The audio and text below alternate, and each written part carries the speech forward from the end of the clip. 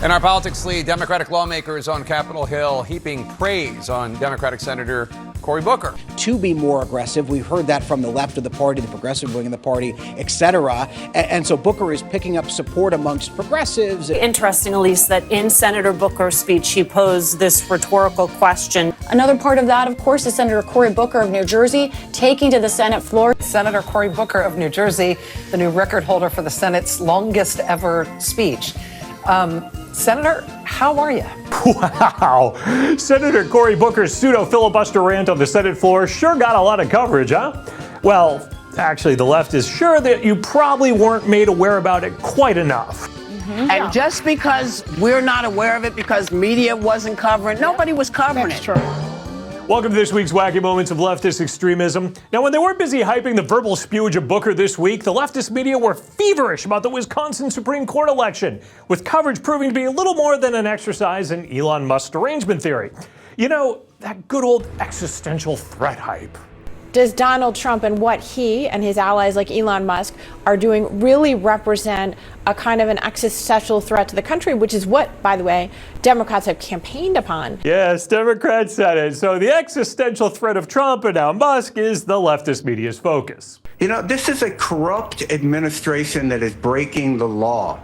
And that's how we should start talking about it. Elon Musk, has been said over and over, is probably engaged in criminal activities. That makes him a criminal. Democrats are accusing Musk of trying to buy the seat. The billionaire has offered money to voters there who are willing to sign a petition against, quote, activist judges. Democrats and the candidate they are backing have seized on Musk's outside role. This is really unprecedented to have the richest man in the world wade into a state Supreme Court race and spend that kind of money. Unless, of course, it's George Soros. Then the leftist media doesn't mind him so much. I mean, his money in the race was barely worth mentioning on television. Just Musk. Especially in a state like Wisconsin, which I suspect if anyone came to a state of mind who wasn't from there and started meddling, I think a lot of people in Wisconsin wouldn't like that. The distortion media love the Wisconsin State Supreme Court election results, and I do mean that in the most journalistic, completely non-biased way. A sliver of optimism. Democrats are celebrating a win in Wisconsin. That's a sliver of optimism for CNN hosts. The leftist media scrambled to make Musk the scapegoat, even tying the election to Musk's upcoming exit from the Trump administration. The billionaire campaigned aggressively in the state and poured millions into the race. And now the president himself has been indicating Musk's time may be up. What the leftist media won't cite in their coverage of this is as a special government employee, Musk faces a strict 130-day cap on his service. Him departing in May really isn't anything new. You're supposed to be 130 days. Are you going to continue past that, or do you think that's what you're going to do? Or? Well, I think we will have accomplished most of the work required to reduce the deficit by $1 trillion within that time frame.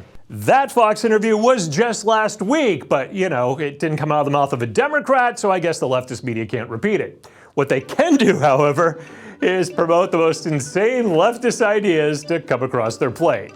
Every law passed before the 1965 Voting Rights Act should be presumptively unconstitutional, right? Because before the 1965 Voting Rights Act, we were functionally an apartheid country.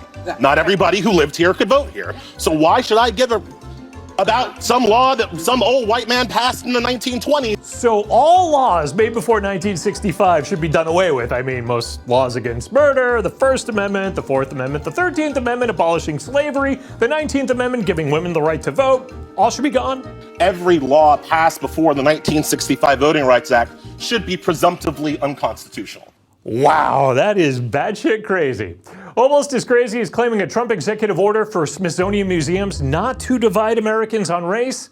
Well, that could bring about the death of all museums and libraries. If fully enacted, this executive order would cause the death of museums, libraries, and other entities that strive to provide accurate narratives. Destroying accuracy in this country, that's the job of the leftist media.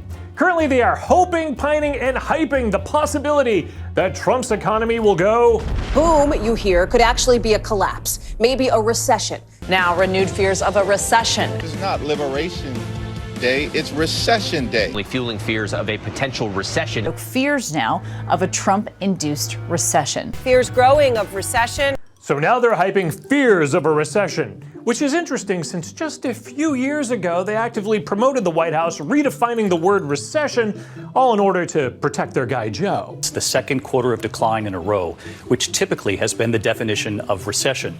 But tonight, President Biden pointing to other key factors. One way that people define a recession is not the official definition of a recession. But not a technical recession, right? This is sort of a rule of thumb gauge as to how the economy is doing. Typically, if GDP falls for a second quarter in a row, that could signal a looming recession. But the Biden administration has been insisting that that is not the case. I mean, the reality is that recessions happen.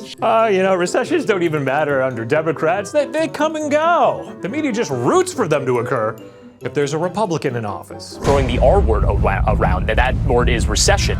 I'm Eric Scheiner asking you to go root out the MRC homepage. Click on that donate button, visit MRCTV.org for all the latest in videos, news, and entertainment.